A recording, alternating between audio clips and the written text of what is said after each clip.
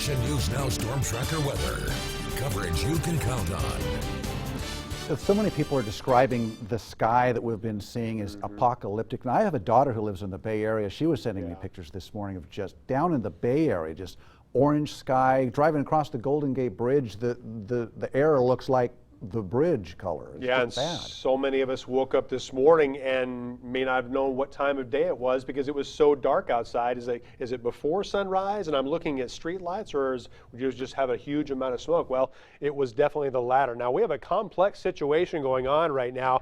For most of yesterday, for about 24 to 30 hours, we had some strong wind coming out of the northeast, blowing toward the southwest, which is why, especially around Oroville, we had so much smoke last night. But now we have a differing situation. You can see a lot of the smoke from the fires in Western California moving toward the east across the valley, right toward the eastern foothills. So a much different situation. The areas in red you see, these are all the hot spots currently with the Bear Fire. But we can also see that looking at some of our time lapses. This first one, the Dyer Mountain, looking southward toward the fire. Now, west is on the right side of your screen, east is on the left. As I put this into motion earlier this afternoon, you could see the fire just bubbling up in several locations. What's good to see is it's really beginning to settle down, and now we have this smoke layer that you see right here. This is from across the valley, from hundreds of miles away, pushing eastward across the valley and the foothills. We have some cirrus clouds above that. Far less smoke in the air from the Bear Fire, which is good news.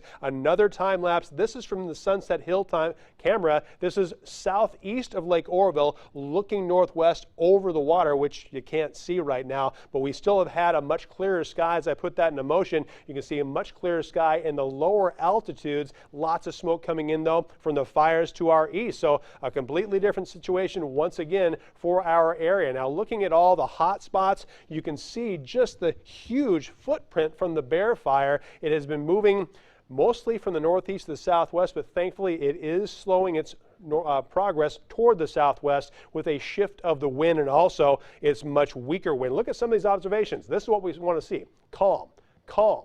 Calm right there, 3 miles an hour, all to the south and east of this fire and the Lake Oroville area. And this is even better news. The Jarbo Gap area, we had wind gusts in excess of 60 miles an hour. We are nowhere near that now. It's essentially calm. We've had a few light breezes coming out of the northwest, but all these wind speeds in general less than 10 miles an hour, occasional higher gusts, but that is the direction we want that wind to be going, both literally and figuratively, because now it's going from southwest to northeast in many locations. But we really had a cooling of our highs because of all that smoke in the air. Look at downwind from all the smoke from the Bear Fire, mainly mid to upper 70s right now, 80s further away, and it's good to see all this wind. Although some of it is coming from the northeast, it's not strong, and everybody less than 15 miles an hour. Humidity, not ideal. Most places between 5 and 20% around Chester, Bernie, as well as Chico. But look what that smoke did to our temperatures compared to 24 hours ago, upwards of 20 degrees cooler than just one day ago. Now, looking at the wind gusts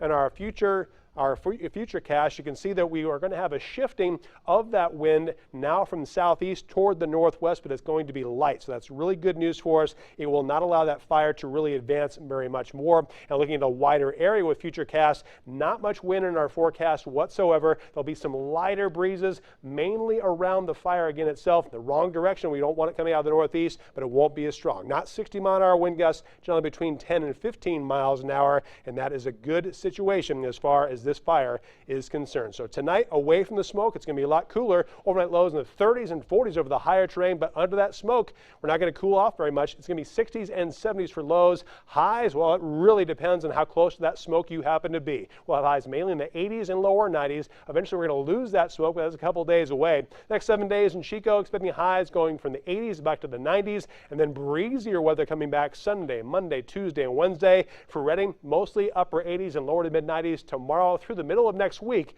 but we'll have a gradual reduction in the smoke from the Bear Fire.